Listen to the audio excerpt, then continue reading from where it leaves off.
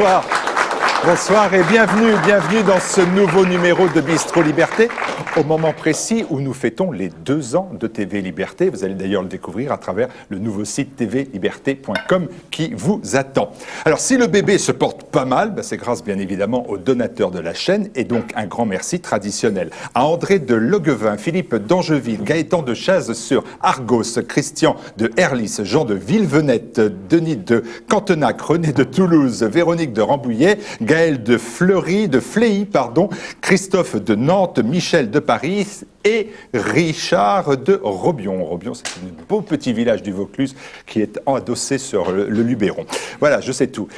Les sociétaires, eh bien, il y a traditionnellement nos amis qui sont là. Vous les connaissez, Nicolas Gardère, avocat. Bonsoir Nicolas Gardère. Stéphanie Bignon, que j'aurais dû saluer tout de suite et qui est la présidente de Terre et Famille et qui est paysan. Et puis aussi, à côté d'elle, Nicolas Gauthier de Boulevard Voltaire. Philippe Randa, éditeur, écrivain, journaliste. Et puis un nouveau venu ce soir parmi nous. Il s'agit de Pierre Gentillet. Bonsoir Pierre Gentillet. Vous êtes un militant associatif et vous êtes surtout l'ancien président des jeunes popus, des jeunes de la droite populaire. De Thierry Mariani et des Républicains ex-UMP. Merci d'être avec nous ce soir pour recevoir notre invité. Il a 65 ans, il est général de division, il a occupé de nombreuses fonctions au sein de l'armée de terre, commandant du premier RPIMA lors de sa participation aux opérations du Rwanda. Il s'agit du général Didier Tauzin. Bonsoir. Bonsoir. Alors, général, il y a eu l'effort spécial, il y a eu aussi d'ailleurs beaucoup d'autres choses, comme l'insertion des jeunes défavorisés au Sénégal, je crois, de mémoire. Non, en France. En France, au Sénégal. Ça c'est autre chose, c'est au moment de la retraite. En France, essentiellement outre-mer, dans les départements et territoires d'outre-mer, c'est le service militaire adapté. Quelque chose de fantastique, un service d'insertion et qui fonctionne très très bien. Et ensuite, j'ai fait la même chose en France métropolitaine, à la demande de Michel Lemary. D'accord. Vous avez décidé il y a plusieurs années donc de sortir de votre réserve et vous vous êtes engagé dans la défense de la nation, mais de manière plus politique qu'avant. Et vous êtes général de division, vous êtes officier de la Légion d'honneur, vous êtes commandeur de l'Ordre national du mérite, vous êtes chevalier de l'Ordre des palmes académiques, vous avez la croix de la valeur militaire. Vous avez beaucoup d'honneur, beaucoup d'honneur. Alors pourquoi descendre dans l'arène politique où il n'y a que des coups à prendre ? Oui, alors d'abord, la politique, c'est quelque chose qui m'a toujours intéressé, au moins depuis l'âge de 25 ans. Je crois que j'ai lu à peu près tout, de Gramsci à Bossuet, le petit livre rouge de Mao et le petit livre L'air vert de Kadhafi, etc., etc. Ça m'a toujours intéressé. Plusieurs fois au cours de ma vie militaire, il m'a été proposé d'entrer en politique. Je m'y suis toujours refusé parce qu'il fallait entrer dans un parti politique. Et je ne pouvais donc pas faire de politique sans entrer dans un parti. Et comme j'avais une famille à nourrir, il était hors de question que j'entre en politique. Ensuite, c'est aussi une affaire de famille, puisque mon père, après une carrière militaire, 3 guerres, une entreprise, mon père est entré en politique, mais au niveau départemental. Il a été vice-président du Conseil général de la Charente. Et c'est une expérience qui lui a plu, qui m'a plu. Voilà, j'ai participé à cette affaire de manière intéressante. Et pourquoi je suis descendu alors que, bon, à 63 ans, plus rien, je n'envisageais aucune carrière politique, et je n'envisage toujours aucune carrière politique, ce n'est pas du tout dans cet esprit que j'y suis. Tout simplement, au moment des manifs pour tous, en 2012-2013, j'ai senti avec quelques camarades que, la situation en France était très tendue. Et on parlait déjà, il y avait déjà des mots alarmants pour nous, risque de guerre civile, etc. Il se trouve que les guerres civiles, j'en ai connu 4 sur le terrain. Le Liban, avec de la chair humaine éclatée sur les murs. En Somalie, je me souviens d'un endroit précis où il y avait tous les 2 mètres, à perte de vue et sur 360 degrés, une tombe, avec des gosses affamés entre les tombes. Le Rwanda, alors bon, tout le monde a vu les images du Rwanda, et la Yougoslavie, là j'ai des images de dizaines de familles sous une bâche plastique, sur la neige, quelque chose de terrible. Donc, quand on a commencé à envisager guerre civile, je me dis, il faut faire quelque chose, même si la probabilité d'occurrence est infime, on ne peut pas ne rien faire. Il faut faire quelque chose. Et donc, je me suis lancé avec un camarade qui ensuite a dû me laisser, parce qu'il est malade. Alors, rebâtir la France, pour refaire la France une terre d'espérance, ce sont vos termes, vous voulez restaurer la fonction présidentielle. Et vous affirmez que, je cite, la dictature des partis et le quinquennat rendent impossible au président de la République de remplir ses missions ou ses fonctions. Alors, souhaitez-vous carrément la fin de la Ve République? Non, je crois qu'il vaut plutôt souhaiter le retour à l'essence de la Ve République. Mais de toute façon, peu importe le numéro de République, peu importe l'enveloppe, ce qui est important, c'est le contenu. Je tiens de Gaulle, alors je dis tout de suite, je ne suis pas un fervent gaulliste. Il y en a plein des fervents gaullistes, y compris maintenant au Front National, j'ai découvert ça récemment. Pour beaucoup, ils ne le connaissent pas et très souvent le trahissent. Alors je ne suis pas un fervent gaulliste, mais par contre, je considère que ça a été le seul véritable homme d'État de tout le XXe siècle français. Il a fait quelques grosses erreurs, même des fautes, mais ça a été un homme d'État. Et il y a quelque chose de fort chez lui, une expression très forte à laquelle j'adhère beaucoup, le système désastreux des partis. En 1958, la France était dans une pagaille noire, et donc il a mis fin à ce qu'il a appelé le système désastreux des partis. Il a voulu raccrocher le président de la République directement à la nation par le référendum de 1962, et tout cela a fonctionné avec lui. Mais dès que lui est parti, et dès que le président Pompidou a été décédé, eh bien le système des partis est revenu. Je crois qu'il faut prendre des mesures pour revenir à l'essence de la Ve République, qui est que le chef de l'État ne dépend que de la nation. C'est vraiment de la démocratie, ça, quand même. Que le chef de l'État ne dépend que de la nation. Il faut remettre les partis à leur juste place. Aujourd'hui, ils tiennent toute la place. On ne peut rien faire en politique, on ne peut rien dire. Les partis tiennent toute la place. Alors, des candidats à la présidentielle, eh bien, il y en a pléthore. Il y en a même qui sont déjà candidats alors qu'ils n'ont pas de programme politique. Vous avez déjà un programme politique, mais vous n'êtes pas encore candidat. Est-ce que, dans un entretien néanmoins accordé à Élise Blaise, et je salue d'ailleurs la rédaction de TV Liberté à travers Pierre Bergerot qui est dans le public, Élise Blaise vous a posé cette question: est-ce que vous êtes candidat à l'élection présidentielle de 2017? Et vous avez répondu très simplement en 2 mots: pourquoi pas? Oui. Pourquoi pas? Alors vous êtes où dans votre réflexion? Puis alors pourquoi pas, c'est vous êtes candidat ou pas, quoi. D'ailleurs dans l'armée, le pourquoi pas, ça n'existe pas. On attaque ou on n'attaque pas? Pourquoi pas? Oui. Non, mais pourquoi pas? Il faut que les conditions soient remplies. Je précise déjà que je publie un autre livre qui sera en librairie dans moins de 2 semaines maintenant, qui s'intitulera « Rebâtir la France, le projet présidentiel ». Ah bah d'accord, vous êtes candidat alors? Non, je ne suis pas encore candidat. Il faut remplir les conditions pour être candidat. C'est-à-dire les conditions. C'est-à-dire les 500 signatures, et puis ne serait-ce que tout simplement pouvoir payer les bulletins de vote. Mais ça, c'est des questions d'intendance. Vous savez bien que dans l'armée, la tendance suivra. J'espère qu'elle suivra. Mais pour l'instant, pour l'instant, j'en suis pas là. Mais il faut un parti, on n'en sort pas du coup. Et j'ai créé mon parti. C'est pas un parti, c'est un mouvement politique, c'est exactement la même chose. Il existe depuis quelque temps. Ça y est, nous avons le compte en banque depuis aujourd'hui. Voyez-vous que c'est tout frais. Donc maintenant, je suis sur cette trajectoire. Irai-je jusqu'au bout? Je le souhaite, je l'espère. Mais je veux quand même dire dans quel état d'esprit j'y vais. J'ai 65 ans passés.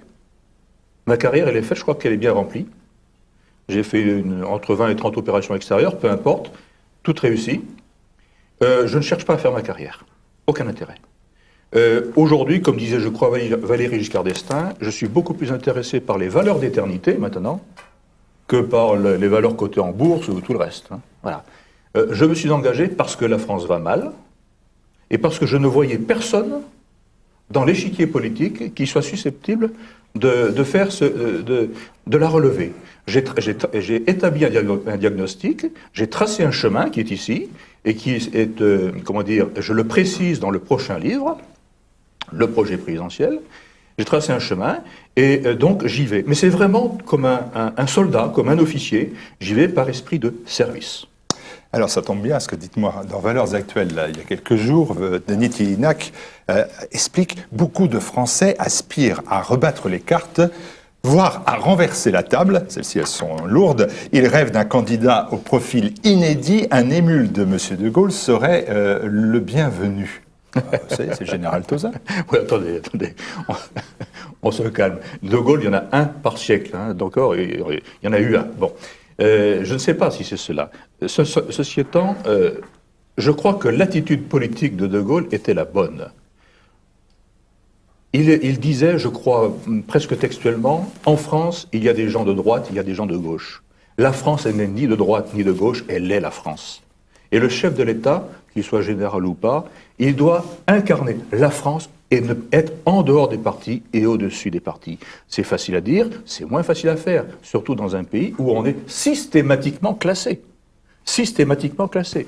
Mais je dois dire que ma démarche, pour l'instant, je dis bien pour l'instant, elle est encore très fraîche. Il y a 1 an que je me suis lancé. Mais pour l'instant, elle a l'air de fonctionner. Je n'ai annoncé aucune candidature. Déjà, 4 maires m'ont assuré de leur parrainage, dont 2 socialistes. À plus d'1 an de la présidentielle, on ne peut pas soupçonner que le Parti socialiste leur a demandé de me soutenir pour ennuyer la droite. Pas encore, pas possible. Donc, je crois que la démarche, et les Français attendent cette démarche. D'accord. Eh bien, écoutez, on va découvrir. D'autant plus que, d'après les derniers sondages, les partis politiques aujourd'hui recueillent environ 12% d'opinion favorable de la part des Français. Donc, je crois Pierre Gentillet, vous ne nous aviez pas dit ça. Alors, eh bien, écoutez, on va vous écouter présenter votre démarche, vos points de vue et vos réflexions avec le débat qui va suivre. Et le premier sujet va être important, puisqu'il s'agit de quelqu'un qui va être aussi certainement candidat à l'élection présidentielle, puisqu'il s'agit de François Hollande, loin du consensus qui avait suivi les attentats du Bataclan le 13 novembre dernier, vous en souvenez bien sûr. François Hollande doit affronter de profondes divisions au sein de son camp, au sein de la majorité, avec un bilan économique particulièrement négatif. Alors, primaire de la gauche, défiance de la nationalité, débat sur le chômage aussi. Le président de la République est attaqué sur tous les fronts. Taubira, l'icône de service, provoque la zizanie. Les frondeurs accentuent la pression. François Hollande, dos au mur, est-il définitivement out ou hors jeu? Eh bien, je pose à chacun d'entre vous la question. Allez, Pierre Gentillet, vous qui êtes si républicain. Honneur aux jeunes, c'est ça? Honneur aux jeunes, mais on est tous ici. Une question, bien sûr, Martial. Certains moins que d'autres, mais bon. C'est une question difficile. Moi, je pense qu'il faut regarder ce qui s'est passé le lendemain des élections régionales. Aux élections régionales, la gauche a emporté autant de régions que la droite. Si je ne dis pas de bêtises, enfin, peut-être à une région près. À l'issue de ces élections régionales, le message, il était clair, c'était de dire on a réussi à faire barrage au Front National. Donc, d'après moi, Hollande, il a gagné quelque chose, c'est de dire « je serai le rempart de gauche, le rempart tout court, le rempart républicain au Front National en 2017 ». Pourquoi est-ce que je dis ça? Parce que du coup, ça va favoriser une candidature unique à gauche. Alors, il y aura toujours 2-3 nervis comme Olivier Besancenot pour faire 1 ou 2, voire 3%, mais je ne vois pas le Front de gauche déjà s'unir, parce que le Front de gauche, c'est le parti de gauche et c'est le Parti communiste. Le Parti communiste a ses élus qui sont de plus en plus achetés, parce que c'est pas un gros mot de dire ça, parce que si vous voulez, ils ont besoin aujourd'hui, le Parti communiste c'est un squelette où il y a grosso modo surtout en fait des élus régionaux, des élus municipaux, et ils ont besoin de l'alliance avec le PS pour survivre.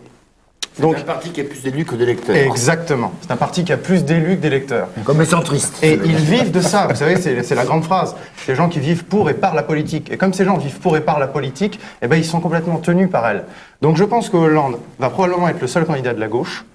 Ensuite, reste à savoir qui y aura en face.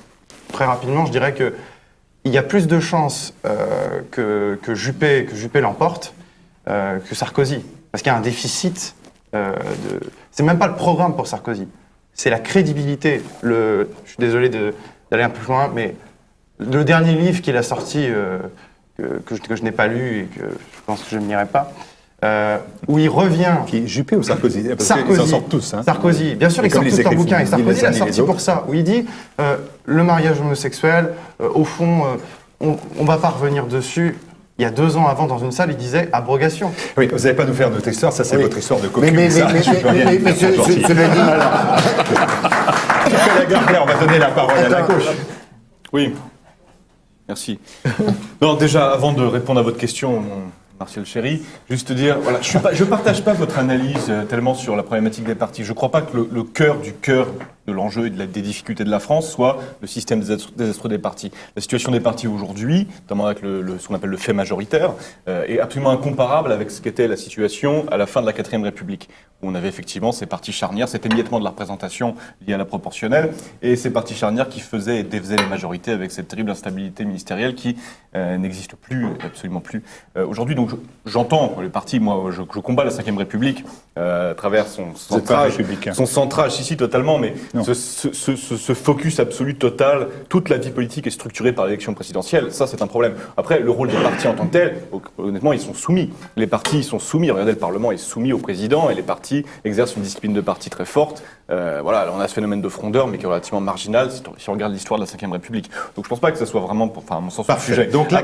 Hollande est-il hors jeu? L'analyse de notre ami, c'est celle que j'avais déjà présentée ici. Donc oui, je pense il n'est pas du tout hors jeu. Je pense que déjà, il est critiqué, mais rien de nouveau, quoi. Rien de nouveau par rapport à ce qui a déjà été. Pardon, je vous ai frappé un peu. L'habitude, c'est Caroline Parmentier, elle est habituée, elle est blindée, si j'ose dire. Alors que là, je veux dire, voilà, plus catastrophique, non.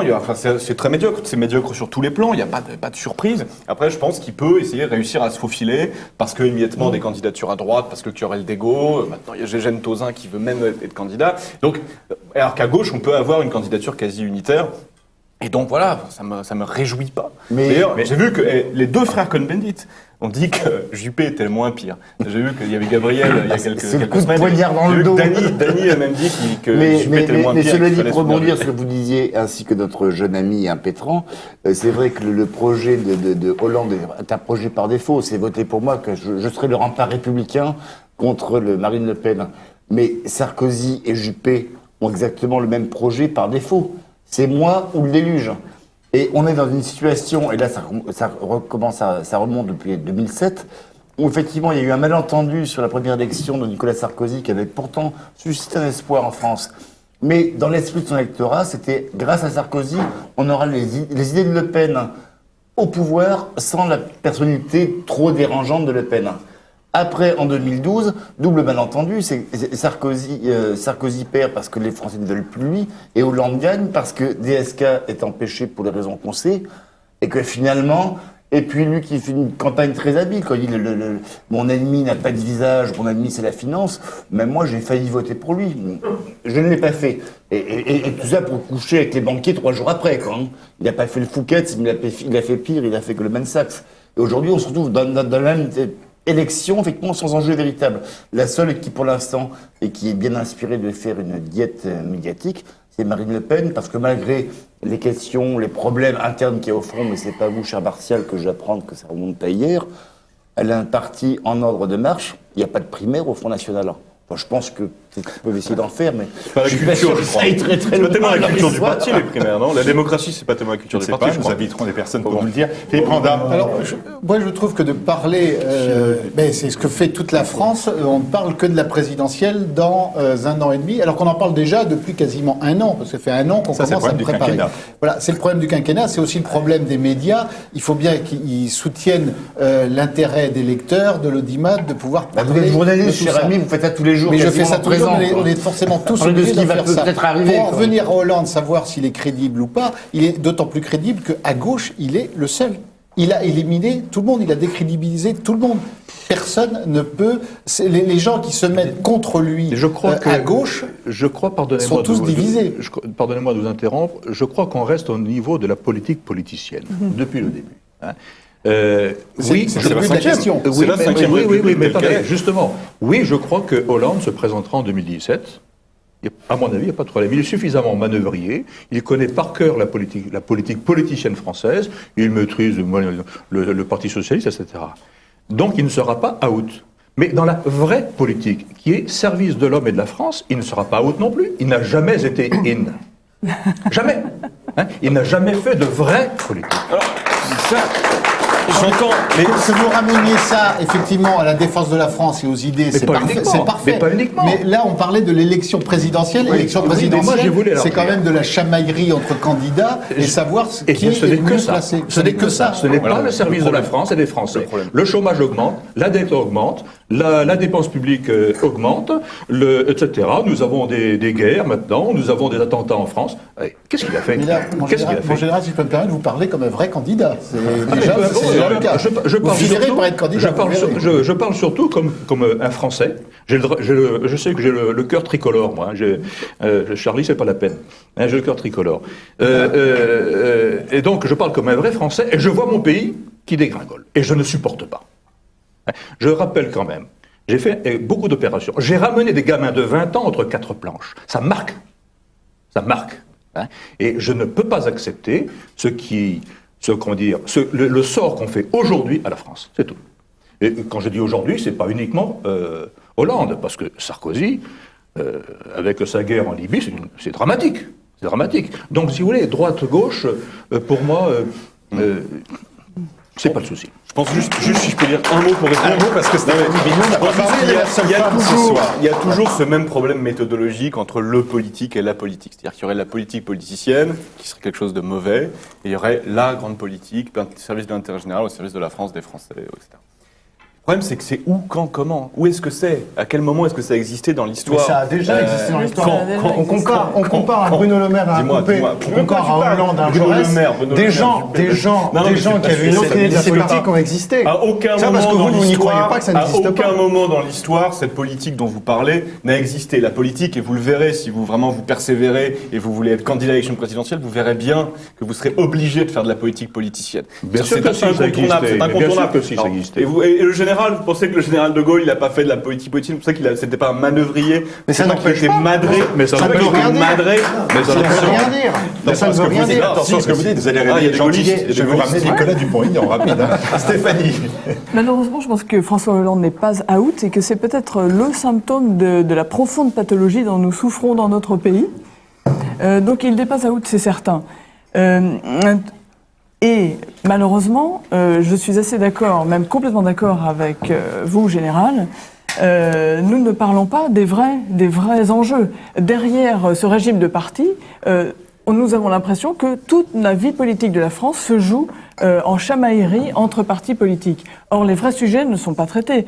Et si l'on prend juste l'exemple de cet été, où le TAFTA a été approuvé par le Parlement européen, où la loi de résolution bancaire a été votée en août.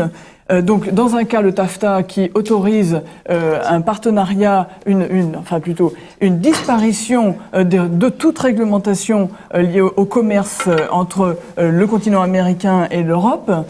Et dans le cas de la résolution bancaire, c'est la possibilité pour les banques de puiser chez leurs clients pour compenser leur déficit.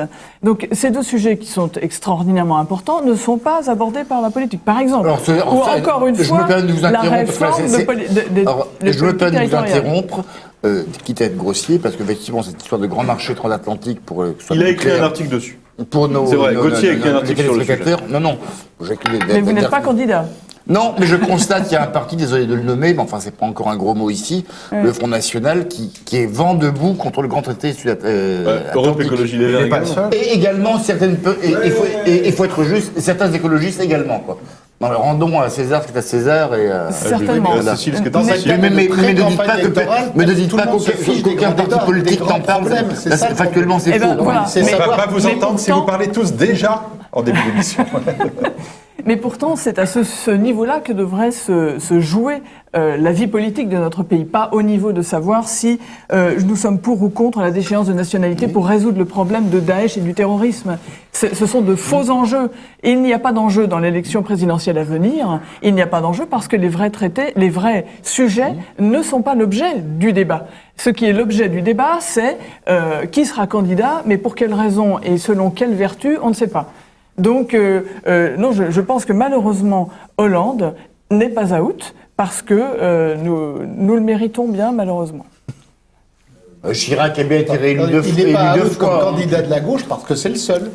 Alors qu'à droite, contrairement à ce que vous pensez, moi j'en sais rien, mais pensez à ma place. Voilà, il y a deux candidats quand même potentiels entre Sarkozy et Juppé qui va l'emporter.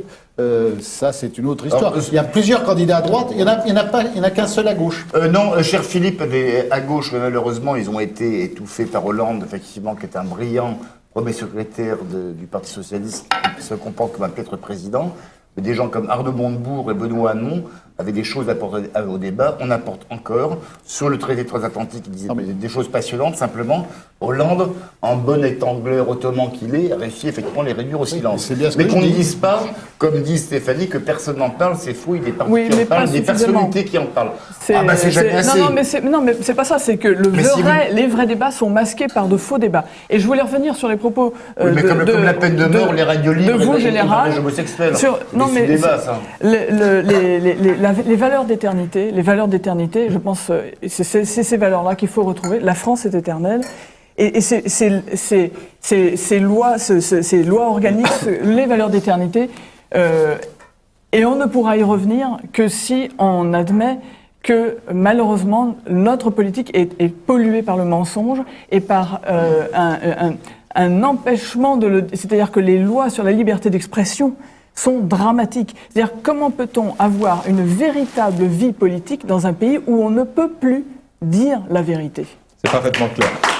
Général Didier Tauzin, si vous vous retrouvez face à François Hollande, qu'est-ce que vous lui diriez? Qu'est-ce que vous lui direz la vérité? La France est un créé, François. La France est un créé. Je ne demande pas votre avis, monsieur le général. Elle n'est pas un créé. Oh, écoutez, je lui parlerai de son échec, à mon avis, sur toute la ligne, voyez-vous. Vous lui apprendrez rien. Non. Et puis, essentiellement, de la division des Français. Il n'a réussi à inverser qu'une seule courbe, c'est la courbe de la natalité. Et dramatique, d'ailleurs. Mais je crois que François Hollande, si vous voulez, j'ai quand même, je ne sais pas, je crois être le plus âgé ici, j'ai du recul, il me semble que c'est le moins bon des présidents de la Ve République. Alors évidemment, il a lui aussi un héritage, parce que c'est vrai, quand quelqu'un dit en arrivant à l'Élysée ou à Matignon, il y a l'héritage, c'est vrai. Et l'héritage depuis Giscard d'Estaing est lourd, à tout point de vue. Et que ce soit de droite ou de gauche, cet héritage, il a été alourdi à chaque fois. Donc il reçoit tout ça, et ça doit être difficile pour lui. Mais il n'a pas arrangé les choses, c'est le moins qu'on puisse dire. Voilà ce que je lui dirais, mais bon, si vous voulez, il faut attendre d'être dans le débat. D'accord, on verra ça. Ne vous inquiétez pas. On verra ça. Jacqueline Sauvage, graciée par François Hollande en espérant recouvrer l'état de grâce.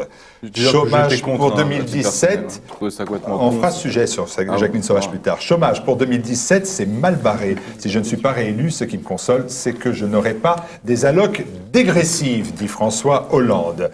Et là, c'est moi, merci Ignace, c'est toujours sympa. Vos héros préférés, Bistro Liberté les a réunis pour vous. Tauzin et Milou. Milou, c'est le surnom de l'un d'entre nous. Vous le reconnaîtrez peut-être sur ce dessin. Et puis Général Tauzin, candidat, déjà une promesse incontournable. Moi élu, tiens, t'auras du boudin. Voilà, ça c'était les dessins indéniables. On se retrouve dans quelques instants avec le général Didier Tauzin, candidat à l'élection présidentielle.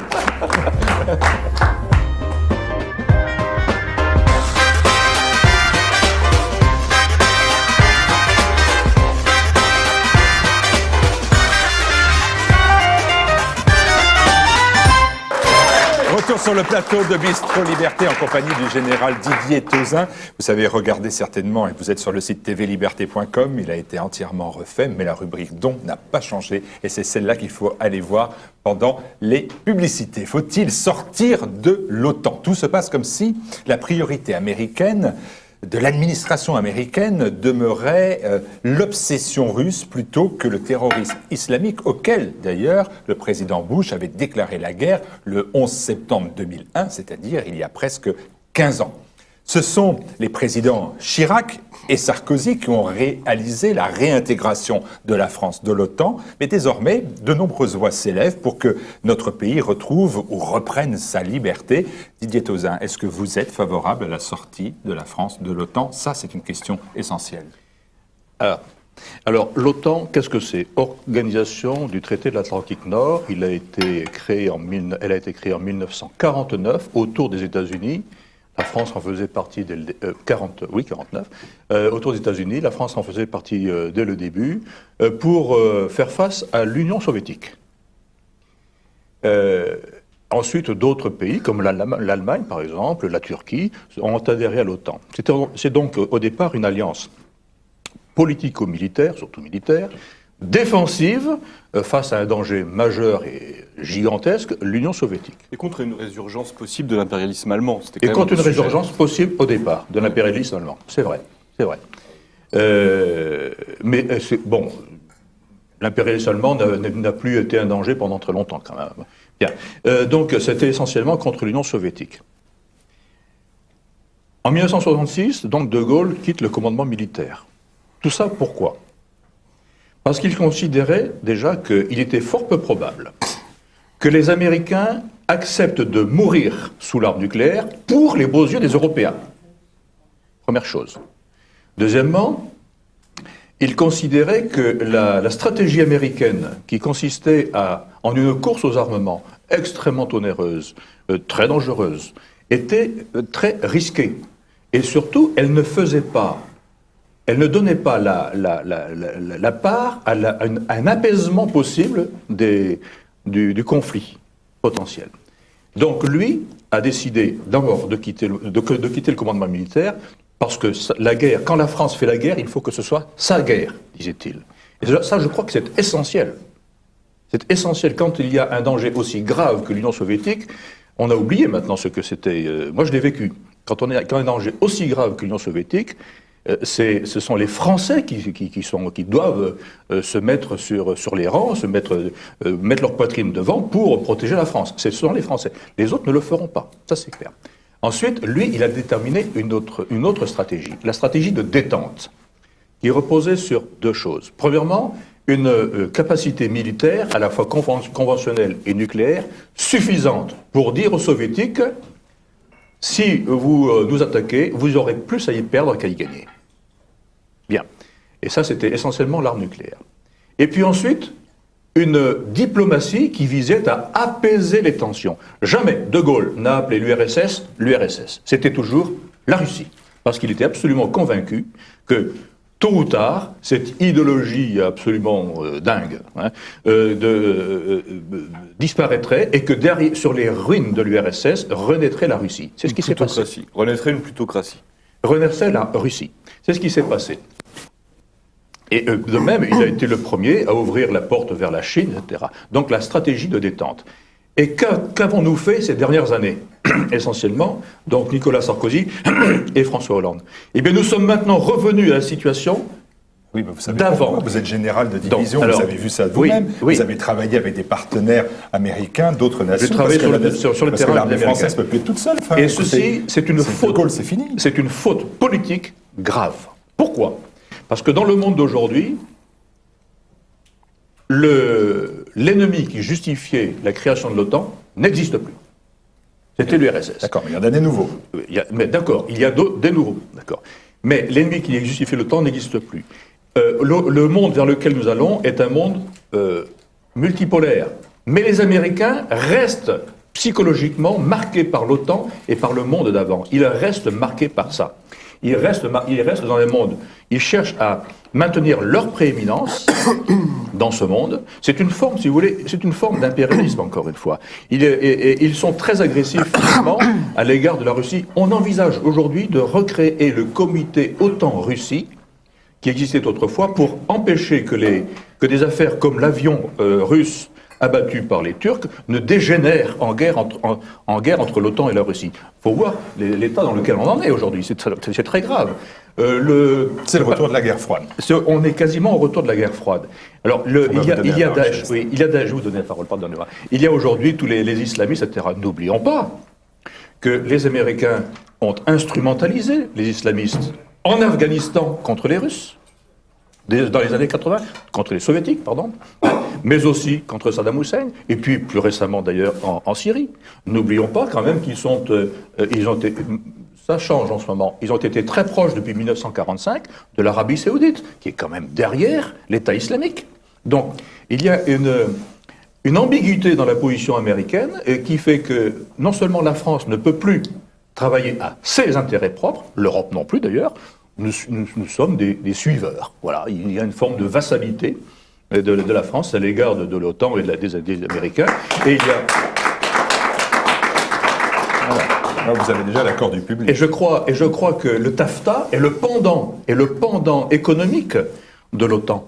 Hein. Maintenant, nous sommes de plus en plus. Mon général, on va laisser la parole. Vous avez raison. Est-ce que le général est pour la voilà. sortie de l'OTAN ou pas? Bon, vous l'avez pas compris. Je vais changer vers clairement. Moi, j'ai tellement rencontré de politiciens qui baragouinent les choses. Je suis radicalement pour. Oui. Donc vous êtes pour la sortie de Oui, l'OTAN? bien sûr, il faut sortir de l'OTAN. Il faut sortir de l'OTAN. Ok. Pour retrouver une politique étrangère française. Et aujourd'hui, c'est extrêmement important.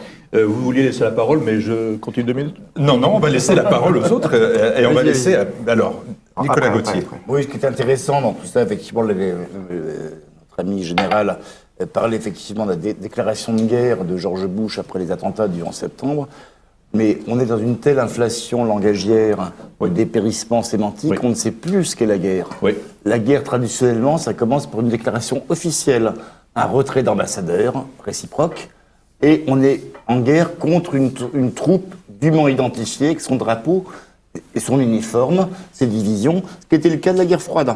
Effectivement, le communisme soviétique avait une capitale, des frontières, alors que faire la guerre au terrorisme, ça ne veut strictement rien dire, si ce n'est une guerre asymétrique, mais qui ont toutes été perdues. La France l'a perdu au Vietnam, les Américains après, on les a perdus en Algérie. Mais faire la guerre, le terrorisme, pas une entité dûment identifiée. Mais dans le côté, effectivement, binaire de la pensée américaine, avec tout ce qui leur vient, effectivement, de leur sens, de la destinée particulière, où nous sommes la civilisation, en face, c'est la barbarie, il y a eux et il y a les autres. Effectivement, ils ont toujours eu tendance à se donner ce rôle. Et on remarque même, on parlait effectivement du TAFTA, mais il y a aussi dans le soft power, il y a le pouvoir hollywoodien. C'est que quand on voit tout l'imaginaire américain de séries télévision, de séries et de cinéma, c'est effectivement, il y a nous, les gardiens, même contre les martiens, les méchants islamistes, et on voit que la figure de l'islam, du terroriste et musulman a remplacé la figure de l'ancien bolchevique. Et là, on est dans une vision complètement binaire, mais qui n'a rien à voir avec le monde multipolaire que vous évoquiez à l'instant. Et le problème, ce qui est dramatique, c'est que la France, on construit comme des caniches, et que Hollande, c'est encore plus chihuahua que n'était Sarkozy. Pierre Gentillet. L'OTAN, au départ, ça s'est construit comme une armée de défense surtout contre l'Union soviétique. Aujourd'hui, le général l'a rappelé, on va se défendre contre qui? Le terrorisme n'est effectivement pas un ennemi identifié. Moi, ce que je vois à l'OTAN, c'est que l'OTAN, depuis 91, c'est pas une armée de défense, c'est une armée d'agression. La guerre du Kosovo, les bombardements de 99, c'est une agression. Oui, c'est une agression. Allez demander aux Serbes, allez au Kosovo, allez vous trouver de ça. Voilà. La chute du pouvoir de Kadhafi en Libye, c'est quoi? Au final, au Kosovo, on a créé un État narcotrafiquant quasi terroriste. En Afghanistan, on a des dizaines de milliers de morts et des dizaines de milliers de déplacés. Et en Libye, ça c'est quand même le plus extraordinaire, on a un pays qui est explosé, une nation qui n'existe plus, qui ne pourra plus exister, et on a l'État islamique en Afrique.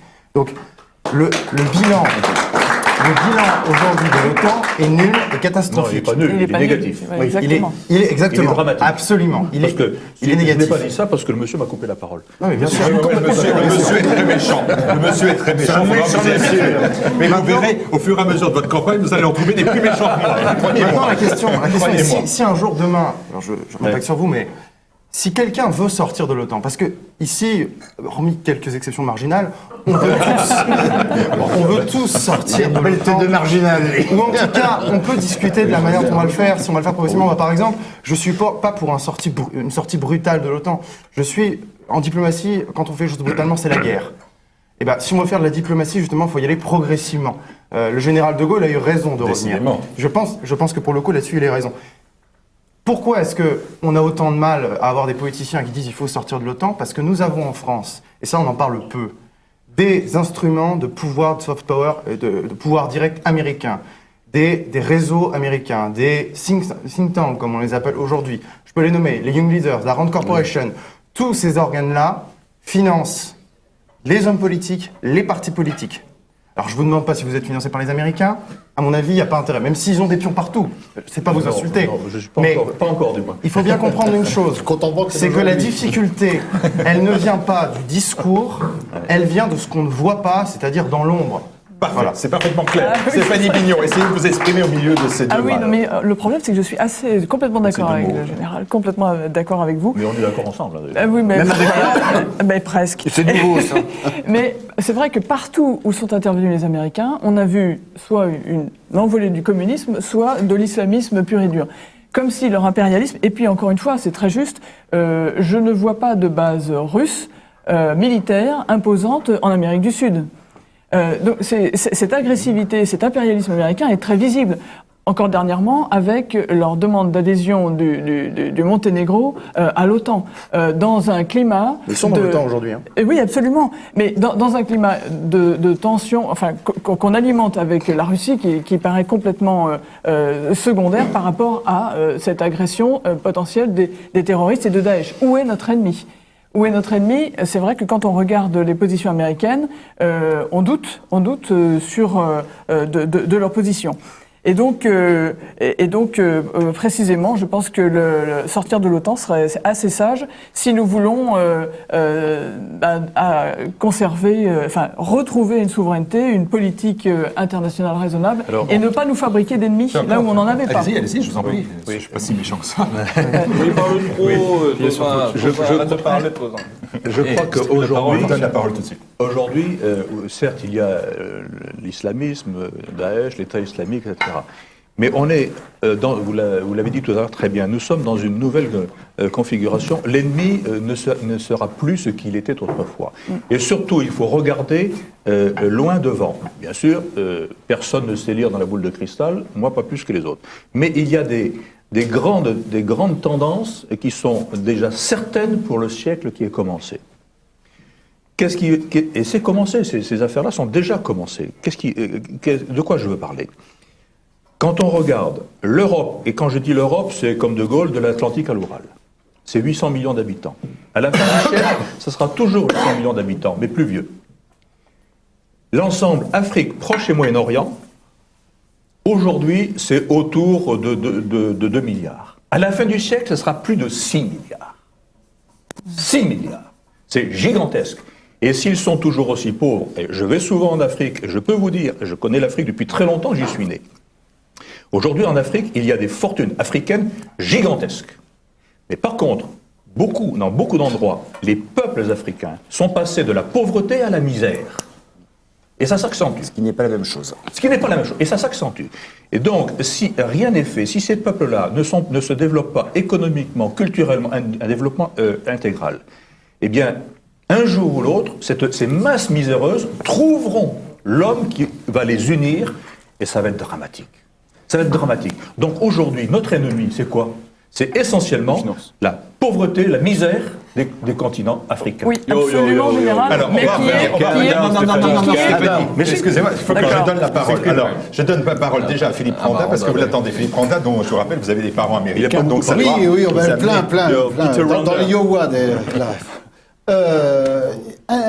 un sujet parce que tout le monde est globalement d'accord, sauf peut-être quelques marginaux, mais peut-être pas tant que ça d'ailleurs, sur le fait que l'OTAN, c'est pas vraiment la réussite du siècle pour la France. Mais il y a un danger qu'on n'a pas soulevé, et pourtant ça a été prouvé par nos deux présidents, nos deux derniers présidents. C'est que Sarkozy nous a fait rentrer dans l'OTAN et a tout de suite attaqué la Libye et fait la catastrophe que vous avez expliquée très bien. Et son successeur, eh bien, il faut faire attention à ceux qui sont aux vassaux, qui veulent en faire plus pour exister. Qu'a fait François Hollande, lui ? Et heureusement, ces Américains ne l'ont pas laissé faire. C'est que lui a voulu aller pour abattre Bachar el-Assad, soutenir les islamistes dans son pays. Donc il en faisait encore plus que ne le voulaient les dominants américains. Tout à fait. Ça me fait penser un peu, de faire un petit parallèle, à la Seconde Guerre mondiale, en France, à ceux qui étaient d'un anti-judaïsme totalement déchaîné et qui en ont fait parfois davantage contre les Juifs que le demandaient les Allemands qui avaient d'autres problèmes, une guerre notamment, à régler. Eh bien, Franck, voilà, on s'est retrouvé par le fait d'appartenir à l'OTAN, François Hollande a voulu déclencher encore une catastrophe. Et là, c'est Obama qui a dit « Oh là là, attendez, on calme les choses » parce que Obama a vu quand même plus loin que François Hollande, ce qui est peut-être pas difficile. Et si je me permets, c'est pas le même... Non, tu te permets trop. C'est pas le même... Je me permets plus. Mais c'est pas le même atlantisme. C'est très court, et puis après... Vous pourrez parler, mais l'atlantisme, même si Sarkozy est atlantiste, c'est pas du tout le même que Hollande. Sarkozy, il était atlantiste par conviction. Hollande, il l'est par soumission. Sarkozy, en 2008, quand il va en Géorgie et qu'il va dire, parce qu'il pense qu'il peut parler d'égal à égal avec les Américains et qu'il dit, bon là-dessus, c'est moi qui vais faire l'arbitre. Et là, il a une position authentiquement gaullienne. C'est-à-dire, il dit, je me mets entre les deux et on va établir les dommages et puis on va faire l'addition. Là, les Américains, ils apprécient pas du tout. C'est pour ça que je pense que les Américains, ils préfèrent sans doute Hollande.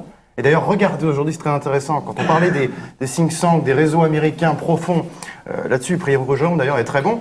Sarkozy, il a quoi? Il a un discours pro-russe. Honnêtement, j'y crois pas une seule seconde. Non. Mais c'est pourquoi? C'est parce que Alain Juppé, qui est allé, alors ça c'était extraordinaire, aux États-Unis il y a un an, pour aller récolter des fonds auprès des Français, on nous a rassuré tout de suite, c'est des Français des États-Unis, ils sont basés à New York, et voilà.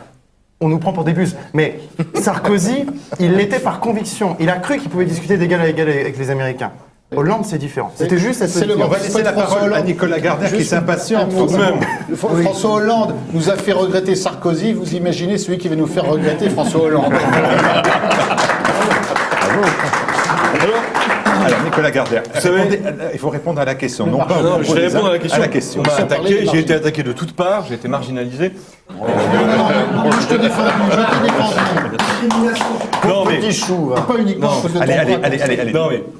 Mon bon Martial, vous savez, quand vous êtes de droite, vos rêves sont derrière vous. Et Gentillet, je t'invite à te retourner et tu verras ton turfu. Ah, maintenant, on se tutoie, camarade. Et moi, je te tutoie, tu peux me vouvoyer, tu peux me mettre docteur si tu veux. Quand vous êtes de gauche, quand on est de gauche, okay. Le futur, encore. le rêve, c'est l'horizon. Et moi, mon horizon, il est anti-militariste. Après, c'est mon utopie, c'est mon rêve. Ouais. Je rêve pas qu'il y ait la guerre, je rêve pas qu'il y ait des armées. Après, il y a le réel. Il y a ici et maintenant. J'ai juste constaté que Sarkozy, quand il a réintégré le commandement intégré militaire de l'OTAN, parce que c'est ce qui s'est passé quand même, il nous a dit ça permettra de relancer le projet d'une défense authentiquement européenne. Je souhaite. Ça permettra de reprendre vrai pouvoir au sein de l'OTAN, un vrai pouvoir de décision, une vraie place pour la France. Il ne m'a pas semblé que ce qui avait été annoncé pour justifier le retour dans le commandement intégré se soit matérialisé. Moi, j'aimais bien cette position, justement, marginale. Moi, ce que j'aime dans la France, en quoi je suis patriote? J'aime la France quand elle est précisément marginale. J'aime la France quand elle est queer. J'aime la France quand tu es David Bowie. Moi, j'aime la France dans sa posture David Bowie. Et je crois que Charles de Gaulle, qui était très précisément, d'une certaine manière, francophile en tout cas, comme tous les Anglais intelligents. Et je crois que le général de Gaulle avait une approche totalement queer justement du positionnement international. Et cette posture unique. Parce qu'au sein de l'OTAN, qui avait une posture comme la France? Pas dans le commandement intégré, comme ça, en marge. À la fois, on fait partie de l'OTAN, mais dans le même temps, on n'est pas soumis aux Américains. Moi, contrairement à ce que vous pensez, alors si vous me demandez après qui sont mes amis, est-ce que c'est les Américains plus Israël ou l'Arabie Saoudite, l'Iran et la Russie?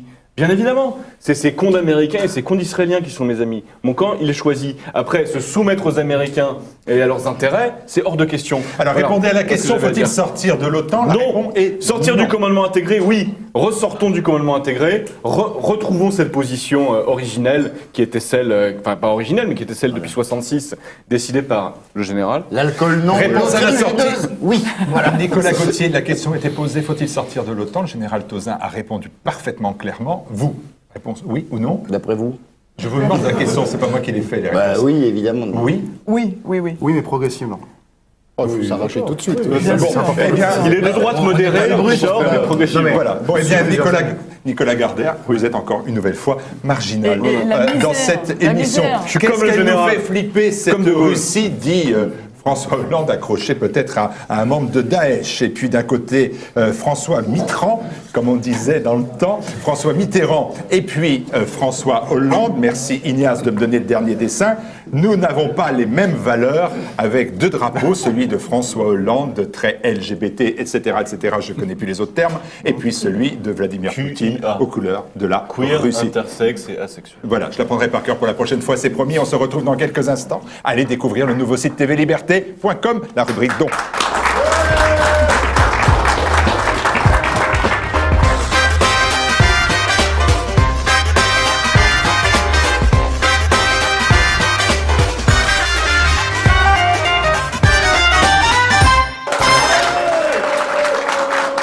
parlait il y a quelques instants des États-Unis. On va rester aux États-Unis avec les élections américaines. Voilà encore un nouveau quart d'heure américain. Les canons médiatiques français s'étaient tournés vers Donald Trump, qui était l'homme présenté comme gouailleur, vulgaire, milliardaire, grossier, populiste, bien sûr. Et il était devenu donc le diable incarné. Mais voilà, dans l'Iowa, Trump n'a pas trouvé le résultat de son large écho dans l'opinion américaine.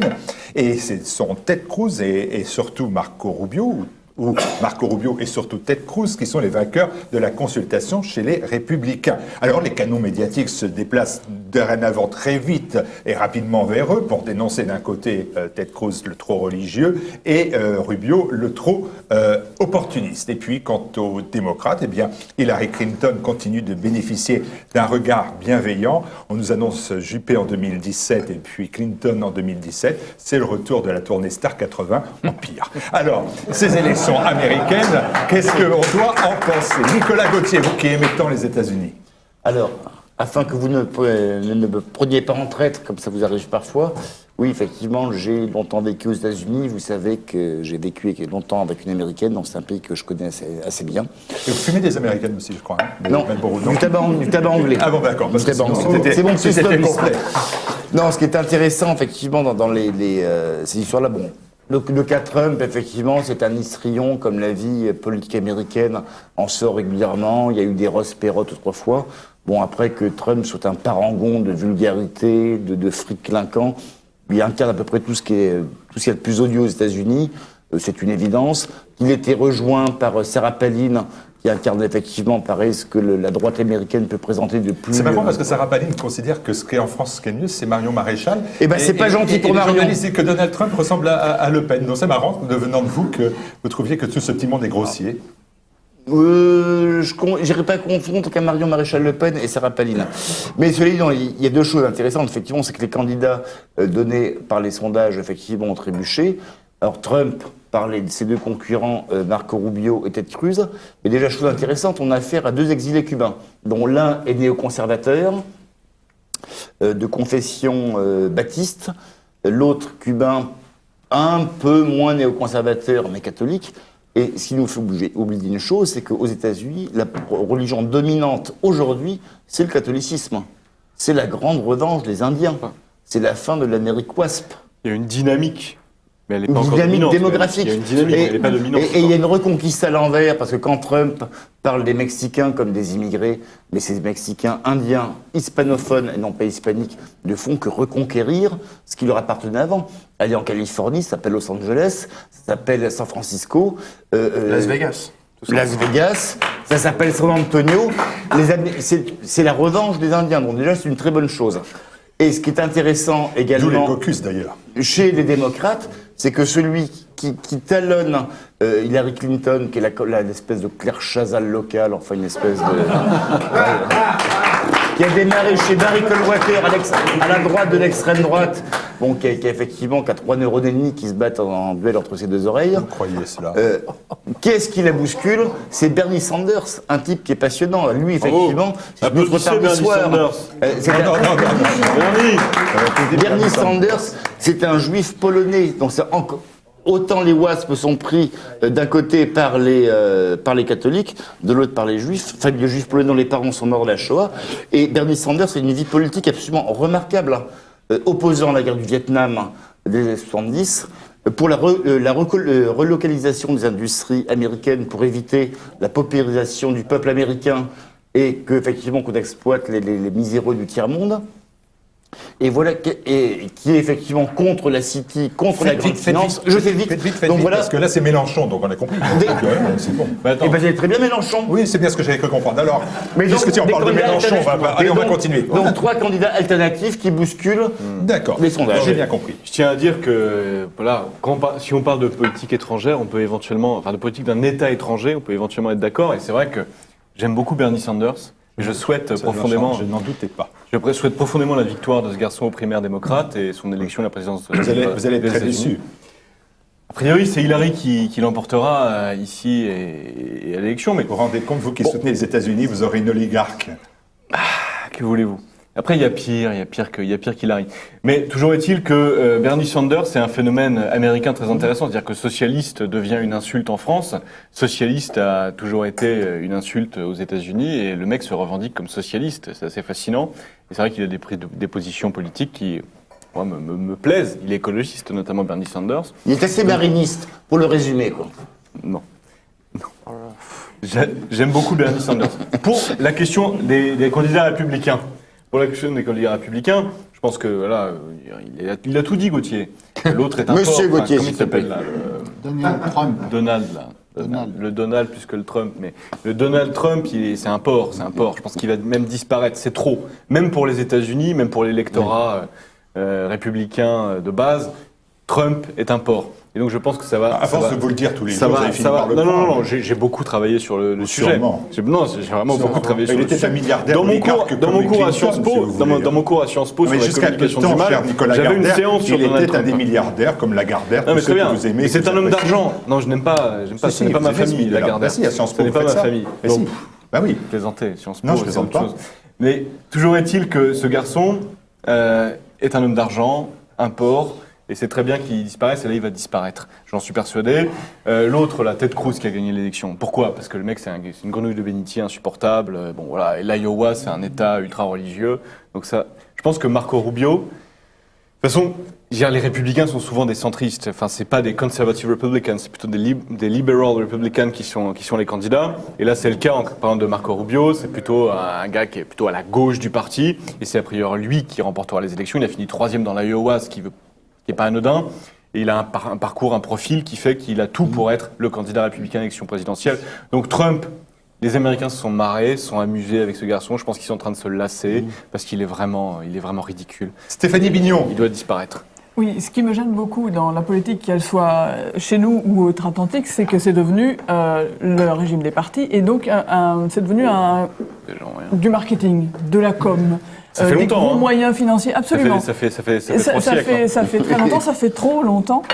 Et, C'est vieux comme la République, ça. Exactement. 1 milliard de dollars par candidat. 1 milliard de dollars Exactement. par candidat. Sauf Bernie, 49 millions. Exactement. Et donc, Vous y croyez ? quand on voit que Trump, qui s'est pris une trompe apparemment, eh bien, est-ce que ces personnages, dans une politique de com, ne sont pas là pour décrédibiliser une certaine position montante dans la population ?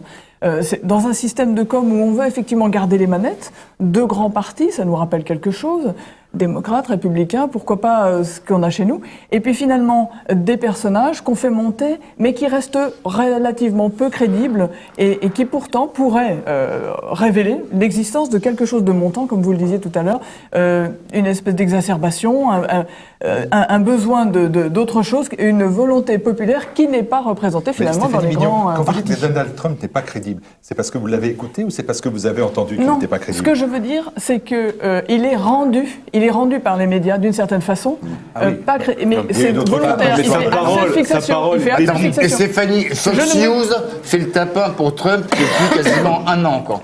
Il y a que Oui, dire que mais Trump a les parce médias que- contre lui, c'est faux. Non, Les mais c'est tweets, pas allez ça. sur le Twitter C'est plus de Donald subtil Trump, que ça. vous allez C'est plus rigoler. subtil. Stéphanie C'est Bignon, plus je subtil parle que des ça. médias français. C'est plus subtil que ça. C'est que je pense que cette politique de com, de marketing, est faite, comme je le pense, de la démocratie à part à l'échelon local. C'est qu'un troupeau, on le mène bien quand il a l'impression d'aller librement là où vous voulez qu'il aille. C'est ma position sur la démocratie. Pierre Chantillet. Si les médias français attaquent autant Trump, j'ai envie de dire, c'est peut-être bien, en fait. Au final, c'est peut-être bon signe, parce que d'une, il fait peur. Quand je vois ce que pensent en majorité les médias français, par exemple, ceux qui l'attaquent le plus, surtout Canal+. Bon, Canal+, c'est pour des gens de droite, pardon, enfin, c'est pas vraiment ce qu'on aime regarder en général. Donald Pour Trump, les gens de gauche non plus, je vous rassure. ça dépend des gens de gauche, encore une fois. Pour les vrais gens de gauche, peut-être. Ce qui est intéressant pour Trump, et à vrai dire, la seule chose, d'après moi, qui devrait nous intéresser, sauf qu'il y a des gens qui ont la double nationalité franco-américaine, c'est ce qu'il va faire au niveau des affaires étrangères. Il y a peut-être un doux, j'ai vu Marcel regarder quelqu'un, mais quelqu'un de nationalité américaine. J'ai été conçu à Houston, Texas. Et malheureusement, je suis né à Abu Tout Dhabi. s'explique alors. Je suis malheureusement né à Abu Dhabi, je suis même pas américain. La vraie question, c'est celle de la politique étrangère. Et la politique étrangère de Donald Trump. Continue. Donald Trump, et je répondrai comme ça, enfin je reprendrai quelque chose qu'a dit ma voisine, moi je pense que Donald Trump est, même si le système effectivement gelé entre deux partis, en fait c'est à l'intérieur des petits partis, des petites écuries qui se montent. Effectivement il y a quand même un verrouillage. Mais Donald Trump, et c'est ça la faille du système, c'est un milliardaire. Et c'est un milliardaire qui emmerde tous les grands lobbies américains. Je veux dire, mais on peut aller de l'AIPAC jusqu'à tout ce que vous voulez. Parce qu'il dit quand même qu'il trouve que Vladimir Poutine fait une bonne politique sur le plan des affaires étrangères. Il dit qu'il faut laisser les Russes faire ce qu'ils font en Syrie.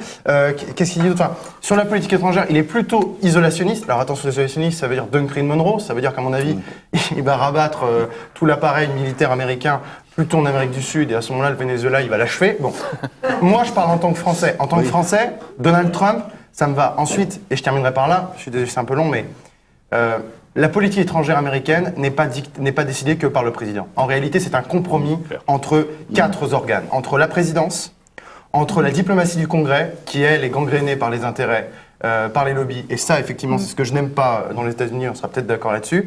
Le Pentagone et la CIA et l'administration américaine. C'est ça, et c'est ces 4-5 organes-là, il faut écouter Pierre-Yves Vaugeron là-dessus, qui permettent C'est ce qu'on de appelle former- l'état profond. Exactement, c'est l'état profond. Et c'est cet état profond-là qui dicte la politique américaine. Donc Trump, il faut bien avoir ça en tête, c'est une pièce du puzzle. Et il y a un effet de Trump. Alors moi aussi, j'aime pas ce qu'il fait à l'intérieur, parfois, enfin, dans les affaires intérieures, il a des propos excessifs sur les musulmans, d'accord. Mais on s'en fout, enfin, c'est pas notre pays, quoi. Je veux dire, c'est l'idéologie des droits de l'homme. Je me sens débiteur Ça, de c'est ton l'humanité tout idéologie. entière. Nous, on s'en Je suis fout, on est débiteur de français. l'humanité tout entière. La Merci réciproque n'est d'applaudir. pas vraie. Alors, on continue. Non mais voilà, je voulais juste achever là-dessus. C'est une posture de droit de l'homme, de dire on va voir ce qu'ils font à l'intérieur. Pas une posture. Écoutez, moi ça me choque pas, ça me fait rire, hein, après tout. Qui croit qu'il va, Oui, qu'il va renvoyer Trump, tous les oui, golos oui. en dehors Faut dire ce qui est, il fait marrer tout le monde. Bon voilà, oui, alors c'est- moi ça. Très drôle. Philippe Randa, dont je vous rappelle qu'il a des parents américains. Voilà, dans C'est les nouveau, vidéos, ça. qui ont Your father is pas called voté pour Peter Hillary Randa, Clinton. hein. Moi, j'allais me faire l'avocat du diable pour défendre Donald Trump, mais c'est fait, donc et fort bien. Parce qu'effectivement, on peut reprocher sa vulgarité, tout ça à Donald Trump, mais il a quand même dit déjà beaucoup de choses qui sortaient de l'ordinaire. Et il y a quand même une chose où on s'aperçoit avec cette élection américaine, c'est que d'une part, c'est la première fois qu'il y a quand même un candidat à ce point-là, je dirais, excentriques, c'est-à-dire qui sortent des normes du jeune homme bien réglé. Et c'est aussi l'âge des candidats. Et Donald Trump, Hillary Clinton, Bernie, je sais, Sanders. Brusquement, c'est fini le candidat qui doit être jeune, beau comme une gravure de mode, qui se ressemblaient tous, parce que tous les autres candidats, Clinton, c'est plus Obama. Marco c'est Rubio est fini. jeune. Marco Oui, Rubio est Marco jeune. Rubio et oui. Cruz sont jeunes. Hein. Oui, mais enfin, Et puis le beau aujourd'hui, gosse, hein. Et ce pour sont deux l'instant, néo-conservateurs. les têtes de gondole actuelles de cette élection américaine sont plutôt des gens qui ont un certain âge. Bernie une certaine Sanders, assiette. oui, c'est pas Justin Exactement Bieber, comme en hein. France. En France, c'est 74 fini. Il y avait Hollande, Sarkozy à l'époque qui jouait qui n'était pas forcément beau gosse, mais qui était toujours Non, dans cette catégorie. Faut pas déconner non plus. De spécimen politique, de physique politique. Oui, la quarantaine. Voilà, la quarantaine. Absolument. Ils sortaient d'un moule tous. Et brusquement aujourd'hui, le moule, c'est plus du tout ça. Le moule aux États-Unis, Donald Trump, Hillary Clinton. Parce que Trump, c'est Bernie l'Amérique Sanders. profonde quand on Voilà. parle.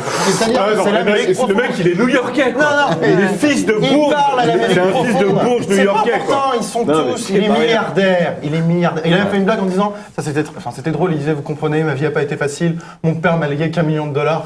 Les Américains regardent ça, ils disent, bon, c'est un peu bizarre. On s'en fout de son exubérance. Il parle et son discours, il porte dans l'Amérique profonde. Mais- Ça, on peut mais pas ça, le c'est nier. vraiment c'est un la truc première très fois qu'une élection américain. américaine remue et fait parler. Oh, alors que- chaque fois, tous les avec Obama, candidats ça l'a laissés. fait. Mais On non, va laisser Obama, les- c'est on va parce laisser qu'il juste était dire- noir. on va dire laisser que c'est Didier vraiment- Tauzin, non, mais- parce qu'il n'a pas Juste il n'est pas l'objet, intervenu. je dirais juste une phrase. Je dirais que vraiment l'objet Trump, c'est un objet qui est typiquement américain. C'est le shameless, arrogant bastard. À toi. Merci. Merci. Moi, je pencherais plutôt du côté de Stéphanie Bignon. Je suis un peu inquiet pour C'est du propre. Hein. la Mon démocratie. général, La démocratie. Hein. En général, aux États-Unis, mais aussi chez nous, parce que nous avons une furieuse tendance à imiter les Américains, parfois avec un peu de retard, mais chez nous aussi maintenant les élections, d'abord les candidats ils sont présélectionnés par les partis et par les médias, par les grands médias bien sûr, et ensuite ça se fait à coup de millions d'euros, c'est aussi une affaire commerciale. Et je crois que dans cette affaire-là, ce qui perd, c'est la démocratie. Je crois qu'il va falloir un de ces jours que nous réinventions la démocratie à partir de la base, parce que la démocratie, c'est d'abord à la base.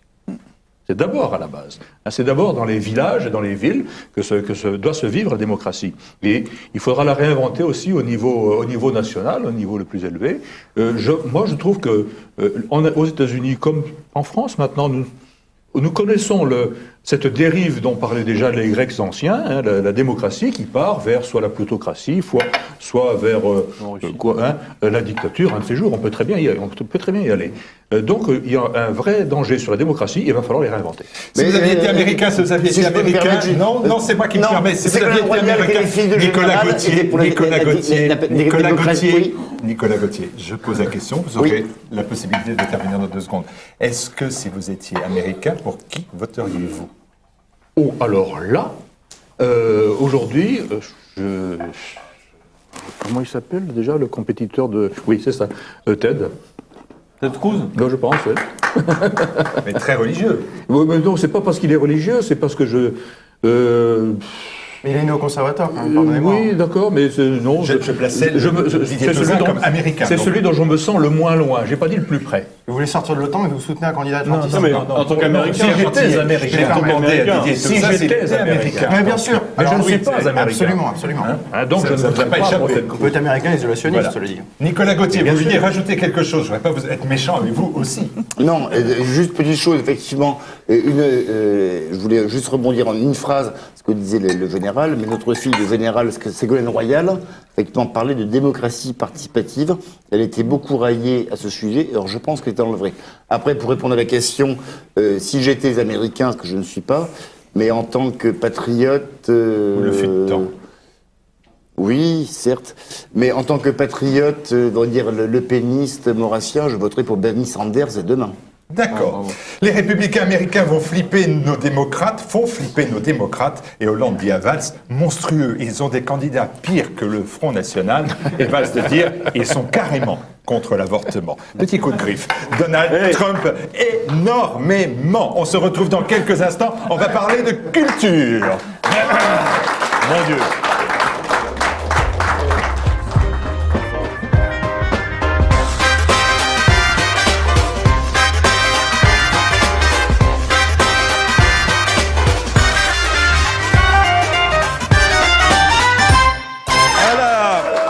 Retour sur le dernier thème évoqué dans ce Bistro Liberté. Le dernier thème, c'est faut-il changer tout à France Télévisions, c'est la culture vue par le petit bout de la caméra. Si vous souhaitez d'ailleurs regarder des émissions de culture, vous avez une vraie émission, c'est Perles de culture, animée par Anne Brassier, que je salue et qui est dans le public. C'est tous les mercredis sur TV Liberté. Et tout au long de l'année, retrouvez les émissions de culture, des personnalités que vous allez découvrir et que vous ne voyez pas ailleurs. C'est un gage de qualité. France Télévisions va-t-il continuer son grand chambardement après Julien Lepers, Philippe Verdier, le monsieur météo, 30 millions d'amis que vous aimiez tant, qui disparaissent de la grille des programmes. On parle de l'éviction de Stéphane Bern, de Patrick Sébastien, voire même du vieux Michel Drucker. Les dirigeants de groupes affirment vouloir recadrer le contrat des animateurs et procéder à du renouvellement. Beaucoup ont en tête pourtant les terribles propos de Delphine Ernotte, la présidente de France Télévisions. Je la cite, on a une télévision d'hommes blancs de plus de 50 ans, ça va mal pour moi. Et ça, il va falloir que ça change. J'ai bien compris que je ne travaillerai pas à France Télévisions. Ça tombe bien, je suis sur TV Liberté. Alors, est-ce qu'il faut tout changer à France Télévisions? Vous êtes candidat à l'élection présidentielle. France Télévisions, c'est payé par nos impôts, vous le savez, c'est public. C'est vous qui allez nommer le président de la chaîne, puisque Delphine Ernotte a été directement... nommé par le pouvoir. Qu'est-ce que vous faites de France Télévisions? D'abord, je constate que France Télévisions n'est plus, selon moi, un service public. C'est quelque chose qui fait du commerce. Il y a énormément Il n'y a pas de publicité. Pardon? Il n'y a plus de publicité sur France Télévisions. Il n'y a plus de publicité sur France Télévisions? Un petit peu. Oh, On l'a pas enlevé Après France Télévisions 21h, je crois. Après, Là, je regarde que TV Liberté, je suis désolé. il y en a quand Oui, il y a même. la pub. Il y a quand même. Et donc, je pense qu'autrefois, avec l'ORTF, on craignait que l'État n'entre dans Alain Perfit. les chaumières, n'est-ce pas? C'était quoi sa phrase à Alain Perfit? Que le gouvernement français soit dans la salle à manger. Voilà, exactement. tous les Français. C'était ça. Là, on craignait cela. Aujourd'hui, bien Ça avait de la gueule, monsieur, à l'époque, la télé. Aujourd'hui, c'est plutôt le commerce, si vous voulez. Et je crois qu'il va falloir réinventer le service public. Je crois que c'est nécessaire. Je crois que c'est nécessaire, le service public en France. Est-ce qu'il faut toujours payer la redevance Ça, c'est autre chose. Écoutez, je sais ce qui est nécessaire. Richelieu disait que la politique, c'est de rendre possible ce qui est nécessaire. On verra plus tard. Bon. D'accord, parce que je Pour préfère que les méthodes. 120 € aillent à TV Liberté comme des Pour les dizaines de méthodes. milliers Non, mais de personnes pourquoi le pas, font, mais- d'ailleurs. Je précise. Ça, c'est ma page pub. C'est ma page pub. Nous, on fait de la pub à l'intérieur de l'émission. Hein. Alors, Nicolas Gauthier. Non, moi je trouve ce qui est dramatique dans tout ça, c'est effectivement c'est de voir des vieux qui font du jeunisme. Parce que Delphine Ernotte ou Enotte, je sais plus, enfin bon, elle a un nom. Ernotte. Oui, on s'en fout de toute façon. Elle fait du jeunisme, enfin c'est une femelle blanche qui a passé largement la cinquantaine, qui va faire une chaîne de télévision d'information avec Michel Phil, autre mâle blanc qui a largement passé la cinquantaine.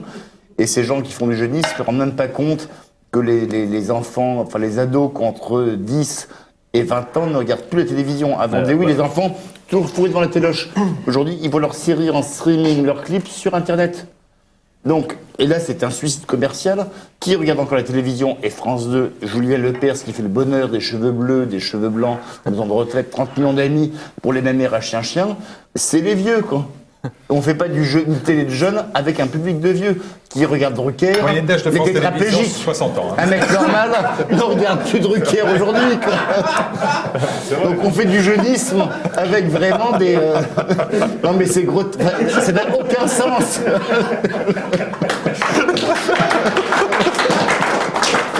Alors, oui, mais non, mais c'est pas sérieux. Pauvre Drucker, il pourrait être votre père. Alors, Non, il pourrait être mon arrière-grand-père. Hein.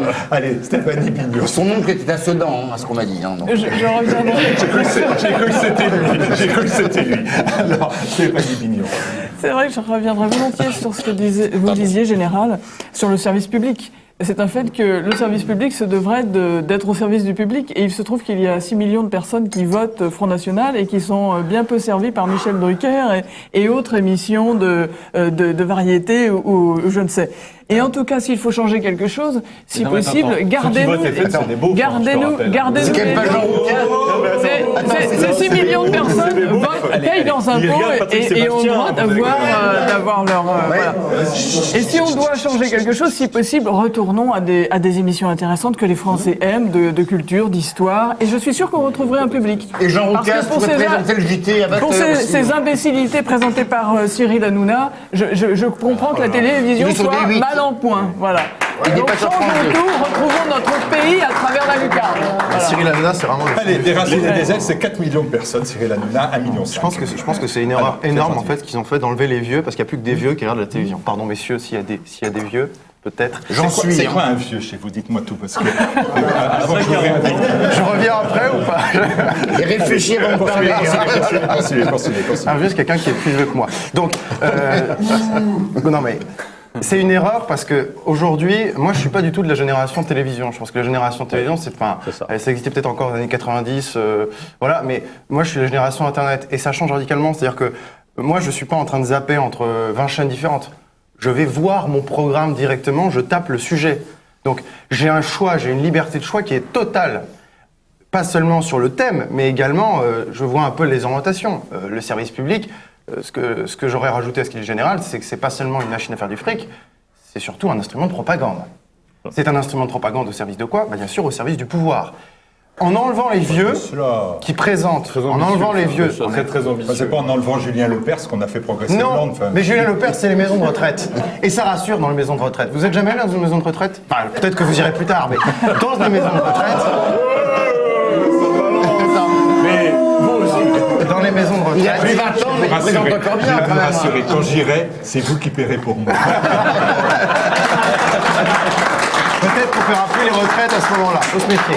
Mais ces personnes-là rassurent l'environnement de personnes qui ont besoin d'être rassurées et qui ont un vote très conservateur. Conservateur, j'entends, ils peuvent voter PS, qu'ils peuvent voter MP, c'est-à-dire qu'ils ne changent pas trop leur vote. Donc, pour terminer là-dessus, des gens comme Drucker, enfin, je sais plus tous les autres dont certains qui sont partis, c'est, si vous voulez, voilà, c'est tout ce qui maintenait, d'après moi encore, certaines personnes un peu âgées, enfin 50, 60, 70 ans et plus, pas de la nouvelle génération. Donc en changeant, les gens vont encore moins regarder la télévision. Parce que, si vous voulez, l'avantage d'Internet, c'est ça. Par exemple, on a des médias comme TV Liberté qui ont pu émerger et qui captent de plus en plus. Je le pensais sincèrement. Et voilà. C'est grave. C'est pour ça que, d'après moi, c'est une erreur.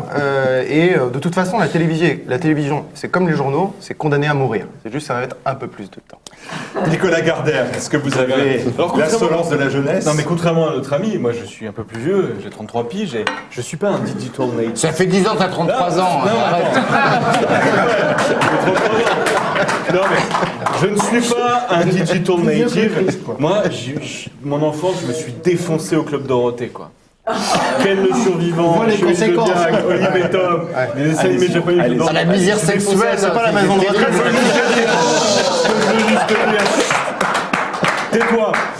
Tais-toi, gamin. Brasier, je suis désolé, difficile de parler de culture. Ce que je veux juste te dire, c'est que Dorothée, donc. moi, je suis pour l'abolition de la télévision. D'ailleurs, j'ai renoncé moi-même. Pour l'abolition de la télévision. J'étais tellement addict à Confessions intimes et à la Bachelorette. T'es un grand malade, toi, en fait. Non, c'est vrai. J'étais addict à Energy 12, donc j'ai renoncé à la télé. Je n'ai plus la télévision. Non, c'est vrai. Toujours est-il que je suis pour l'abolition de la télévision. Et il n'y a pas longtemps, je vais vous dire un truc. On parlait de Cyril Hanouna. Il n'y a pas longtemps, j'étais à une soirée. Vous savez, une de ces soirées où j'inviterai pas Charlotte Dornelas. Où il y avait Enora Malagré. Enora Malagré, qui est la chroniqueuse la plus délurée de l'émission de Cyril Hanouna. Je ne sais pas. Donc, touche pas à mon poste. Et pourquoi on n'était pas invités, nous? Attendez, on poursuit déjà en digresse. Je dis à Enora, qui est charmante, je dis, ma gueule, pourquoi tu fais une émission aussi merdique? Pourquoi? C'est quoi ton truc? Et elle me dit, bah en fait, ça détend les gens. Les gens, après leur journée de boulot, ils voient touche-moi à mon poste, ils sont détendus. Et c'est ça, je crois, le vrai problème. Le problème, c'est pas Hanouna. Bon, évidemment qu'Hanouna mérite d'être fusillé, toute son équipe, mais c'est pas tellement... Vous applaudissez. Allez, Nicolas Gardère. Le sujet, c'est pas ça. Le sujet, c'est quoi? C'est qu'on a des gens qui sont obligés de travailler 7 heures par jour sur des boulots abrutissants et qui font 4 heures de trajet quotidien, 2 heures pour aller à leur boulot de merde, 2 heures pour en revenir. Et quand ils rentrent, ils ont juste envie de mourir, en fait. Et mourir, c'est quoi? C'est regarder touche pas à mon poste. Mais c'est pas la peine de les rendre encore plus abrutis en regardant ça, c'est complètement débile comme raisonnement. Vous dites les gens sont des abrutis, on va leur faire regarder un truc pour les rendre encore plus abrutis. Cyril Hanouna, Il explique. Attends, t'as Il rien excuse pas. En fait, t'as rien compris, mec. Alors vas-y, raconte. T'as rien compris. C'est bien, tu parles jeune. Non, mais c'est quoi? C'est quoi? Si t'as une défaillance cognitive, je peux pas t'expliquer. Le problème, c'est quoi? Ce que je te dis juste, c'est. Moi, mes neurones sont encore jeunes. Ce qui est dégueulasse, c'est que tant qu'on a cette société d'oppression de l'homme par l'homme, on est obligé, on peut pas, tu vois, il y a Cyril Hanouna, c'est pas à lui qu'on doit jeter la pierre. C'est juste au système tel qu'il est. Ça veut dire au quoi, système système d'oppression capitaliste. Ça veut rien dire, c'est dit. Allez, Bravo. vas-y, allez, applaudis, quoi. Alors, avant qu'il nous propose le retour de Dorothée. Et Albator. Moi, je trouve que les déclarations de Dame Ernotte, c'est très bien. Ces déclarations racistes, anti-blancs, racistes, anti-vieux, c'est parfait. Parce que ça fait scandale, ça fait monter les voix d'un certain parti, c'est très bien. Et en plus, qu'elle dégage tous les Lepers, tous les Drucker et tout ça, d'abord parce qu'il n'y a pas de place assise pour tout le monde, ad vitam aeternam. Et puis ça va finir de tuer le service public. Moi, je suis contre le service public. Moi, je suis contre le fait qu'on doive payer une redevance pour voir des programmes débiles. Moi, je suis pour qu'on paye. Moi, je suis prêt à payer. C'est pas par radis. Je suis pas radin en disant ça. Moi, je veux choisir les films, je veux choisir les émissions. Ça coûte, je veux payer pour ça, d'accord. Il y a des belles choses sur France Télévisions. Non, mais il n'y a pas des belles choses. Il y a des belles choses. Il y a nos impôts et la redevance. Oui, mais on peut les faire sur d'autres chaînes. On peut les faire sur d'autres chaînes avec d'autres moyens, avec d'autres personnes. Pourquoi on ne les ferait pas? Je crois que je crois franchement que dans ce monde d'argent, Seule une télévision de service public peut aujourd'hui être indépendante de l'argent. Absolument. C'est sûr. Elle n'est pas indépendante. Non, C'est la plus grande gabegie d'argent sur la... Non, La télé elle est moins peut nulle, être. Je ne vous dis pas qu'aujourd'hui elle l'est. Je ne dis pas qu'aujourd'hui elle l'est. Je dis qu'elle pourrait l'être. Hein. Les autres chaînes sont forcément dépendantes d'une grande banque, d'une grande entreprise, etc. Et je crois, moi je suis favorable au service public, d'autant plus qu'aujourd'hui, vous disiez, les Français sont abrutis de travail, c'est tout à fait vrai. Le système, il est pas très bon. Je suis d'accord avec vous. On n'est pas forcément d'accord sur les solutions, mais enfin c'est autre chose. Hein. Et je crois que l'État a un devoir, au contraire, à travers la télévision entre autres, mais beaucoup d'autres choses, de retisser la cohésion nationale, de relancer la culture française. Ils l'ont jamais fait. Mais ils l'ont jamais fait. Non, Attendez, ils l'ont jamais c'est fait. un beau rêve de dire, dans un Cher Philippe, régime idéal, avec un régime idéal, Cher Philippe, sûrement celui si je peux me permettre, en France, on se plaint tout le temps parce que si les Français ne se plaignaient pas, ils seraient plus vraiment français. Mais allez voir la télévision d'État en Angleterre, en Italie, en Turquie, en Allemagne, mais c'est vraiment à se pendre. Et le service public français, finalement, comparé à nos confrères européens, c'est pas le nirvana, mais c'est quand même pas la honte non plus. J'ai envie d'une élégie pour Stéphane Bern.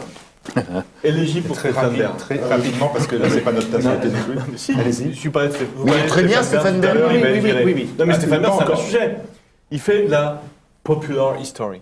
C'est pas mal. C'est-à-dire, c'est très Et bien. en VF, tu me dis C'est comment? très bien.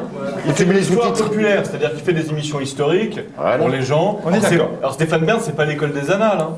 Excusez-moi du jeu de mots. Mais ce que je veux juste te dire, c'est pas de l'histoire académique, c'est pas l'université, c'est pas la Sorbonne. Mais il fait de l'histoire populaire, accessible. De la bonne C'est très bien. vulgarisation. Donc voilà, C'est donc très pour bien. le service On peut la public faire et pour la Pour police. Stéphane Bern. D'accord. Est-ce que vous avez un mot à rajouter là-dessus? Oui, moi j'aurais un dernier petit mot, c'est que je n'aime pas beaucoup cette ambiance effectivement d'Elphine Ernotte où on veut compter les minorités. Oui, ça c'est clair. Parce que si on commence à compter, on va compter après, on commence avec effectivement nos journalistes issus d'Afrique noire, du Maghreb, après on va compter quoi? Les homosexuels, les juifs, les Stéphane Bern qui font une mi-temps dans chaque camp. Et on est sur une pente qui est à mon sens assez mortifère. Et vive le service On n'a pas public. compté les Français. Vive le service public Et au vive le service du public. J'ai bien compris. Question pour un crouton modifiant le concept. On peut peut-être garder l'émission. Ça tombe sous le sens, dit Elphine Ernotte. Quand on a la télé couleur, il nous faut des animateurs de couleur. On tient la couleur pourvu qu'elle soit moralement correcte. Et voilà la couleur souhaitée par Delphine Ernotte.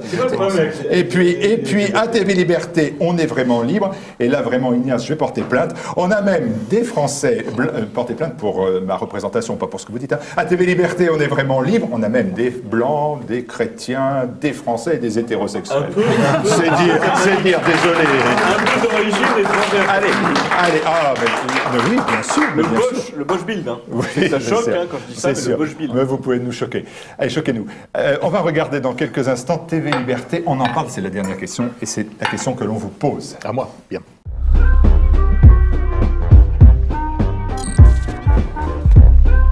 La population militaire est passée de 850 000 hommes en 1911 à 215 000 de nos jours. Ces effectifs sont historiquement les plus bas depuis la création d'une armée permanente en France, à tel point que nos combattants sans grade tiendraient dans le Stade de France. En un siècle, notre objet de fierté a perdu les 3/4 de ses effectifs. Enfin, ce n'est pas perdu pour tout le monde. En 1962, il y avait 33 000 officiers pour 447 000 soldats, soit un officier pour 15 hommes du rang. En 1996, nos 30 000 officiers doivent se partager seulement 228 000 troufions, soit un rapport de 1 grand chef pour 7 troupiers. Maintenant, nos 35 000 officiers, un chiffre constant, exercent leur autorité sur 82 000 hommes du rang, soit un officier pour commander 2 troupiers. Lourde tâche. Heureusement, ils sont aidés par près de 100 000 sous-officiers, soit un peu plus que la Blousaille. À ce rythme, en 2027, il y aura pour diriger un seul homme de troupe, un officier et 3 sous-officiers. Avec 4 donneurs d'ordre, on plaint notre troufion.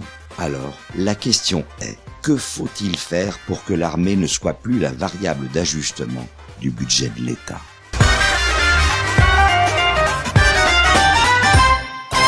Général Didier Tauzin, que faut-il faire pour que l'armée ne soit plus la variable d'ajustement du budget de l'État? D'abord, entre 1911, je crois, et aujourd'hui, ce sont deux armées radicalement différentes. Le rapport officier et militaire du rang se justifie parce qu'aujourd'hui, c'est une armée technique. Il y a beaucoup de postes techniques, logistiques, etc., qui ne peuvent pas être tenus par des militaires du rang. Ce rapport est tout à fait logique. Ensuite, 2027, je ne sais pas, parce que certes, l'armée de terre, par exemple, on ne parlait qu'elle entrerait tout entière dans le Stade de France aujourd'hui, ce sont les opérationnels. Hein. Mais sous la force des événements, donc, il a quand même été décidé d'augmenter de 11 000 hommes opérationnels en 2016 les effectifs de l'armée de terre. Donc on est sur une voie de renforcement au moins de l'armée de terre. J'espère que ça ne sera pas au détriment des autres armées, parce qu'on a vraiment besoin aussi d'une marine et d'une armée de l'air. Alors, la question, c'est que ça ne soit pas la variable d'ajustement. D'abord, ça aussi, que ce soit une variable d'ajustement, c'est pour moi une faute politique lourde. Et je me souviens encore, comme si c'était hier, je le vois à la télévision, à l'époque où je regardais la télévision, le journal télévisé, je me vois encore Laurent Fabius annoncer il faut tirer les dividendes de la paix juste après la fin de l'Union soviétique. Et quelques temps après, eh bien, ça commence à péter ailleurs. C'est normal, le monde a toujours été comme ça. Il faut une armée permanente, une armée forte. Et aujourd'hui, il n'y a qu'un continent au monde où les budgets militaires diminuent, c'est l'Europe. Et nous, Français, consacrons 1,5%, même pas 1,39 je crois, peu importe, de notre produit intérieur brut à la défense, alors que les États-Unis, la Russie, la Chine, enfin, et d'autres encore, le Brésil, etc., ils consacrent plus de 3% ou plus. Je crois qu'un jour, il y avait un vieil adage autrefois. Ce qui ne se prépare pas en temps de paix se paye par du sang ensuite. Oui, c'est vrai, si vous voulez, d'accord. Mais enfin, si on ne se prépare pas à la guerre aujourd'hui, un jour on le paiera avec du sang, tout simplement. Ou avec une défaite militaire éventuellement. Donc ce qui s'est passé pendant 40 ans, la défense comme variable d'ajustement pour l'éducation nationale, encore avec François Hollande, 60 000 enseignants de plus à l'éducation nationale, on se demande pourquoi la Cour des comptes lui dit que c'est une bêtise. La Cour des comptes, hein. Je termine. Donc c'est une faute d'avoir une faute politique lourde d'avoir considéré la défense comme variable d'ajustement. Et il faut absolument en sortir. Je ne dis pas qu'il faut que ça soit en dehors du pacte de stabilité monétaire ou budgétaire. Je ne dis pas cela. Mais il faut une nouvelle politique, d'autant plus que il n'y a pas que la défense. Il n'y a pas que la défense. Et vis-à-vis de l'extérieur, si vous voulez. Il y a aussi un gros problème intérieur de cohésion nationale. Or, qu'est-ce qu'on constate ?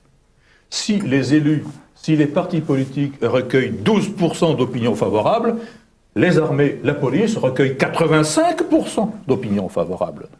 Et historiquement, les armées sont un outil essentiel de cohésion et de recohésion nationale.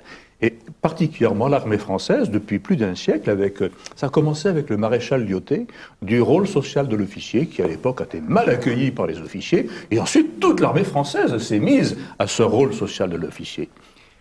C'est quelque chose que nous avons maintenant dans nos gènes militaires. Les armées peuvent être en France un outil fantastique de recohésion nationale. Il va falloir faire quelque chose là-dessus. Moi, personnellement... On n'est pas en Turquie. Non plus. Pardon ? On n'est pas en Turquie. Non, on n'est pas en Turquie, mais on risque bientôt d'être dans une vraie pagaille. Oui. On risque bientôt d'être dans une vraie pagaille. Hein, parce qu'on ne dit pas, par exemple, que le sang a commencé à couler à Calais. Ouais. Hein, voilà, on ne dit pas ça. Hein. On risque d'être bientôt dans une vraie pagaille. Charlotte Dornelas le dit. Et s'il y a besoin de refaire la cohésion nationale, eh bien, les armées sont un excellent outil pour cela. Quel est le dernier regard ? Quel est votre regard ? Quelle est votre analyse du fait qu'aujourd'hui, en raison peut-être de l'opération Sentinelle, que l'armée n'aime pas, qui est l'opération de surveillance des points stratégiques sur le sol national, jamais l'armée française, depuis des décennies, n'a été autant aimée des Français. Ah oui. Ça, c'est quelque chose. Alors, je me souviens personnellement, dans ma jeunesse, on nous avait même interdit d'être en uniforme dans les rues de Paris, parce qu'on risquait de se faire tabasser. À Bayonne, j'étais officier à Bayonne, on traversait le pont Saint-Esprit en uniforme, fasciste, parachutiste égale fasciste. Le gars, hein, ça vous rappelle quelque chose. Ça vous rappelle quelque chose. Et maintenant, les choses ont radicalement changé. Les choses ont radicalement changé. C'est pas parce que la France se droitise, ça n'a aucun intérêt, ça. C'est qu'on redécouvre l'armée. On redécouvre là. D'abord, les armées se sont professionnalisées, les armées font un travail magnifique à l'extérieur. On a une toute petite, trop petite armée, mais elle fait un vrai beau travail. Et les Français le savent. Il y a forcément quelques bavures, comme dans toute société humaine. Dans toute société humaine, forcément, on en trouve ces jours-ci chez les gendarmes. Ok, ça, il faut le régler. Mais l'armée est un outil magnifique, et les Français redécouvrent l'armée. Elles sont belles, nos armées, vous savez. Elles sont vraiment très belles. Merci Didier Tauzin, merci d'être venu. Il nous faut remercier notre petite armée de techniciens, notre petite armée de sociétaires, notre grande armée de public. C'est la fin de cette TV Liberté. Rompez les rangs. À bientôt pour un prochain bistrot.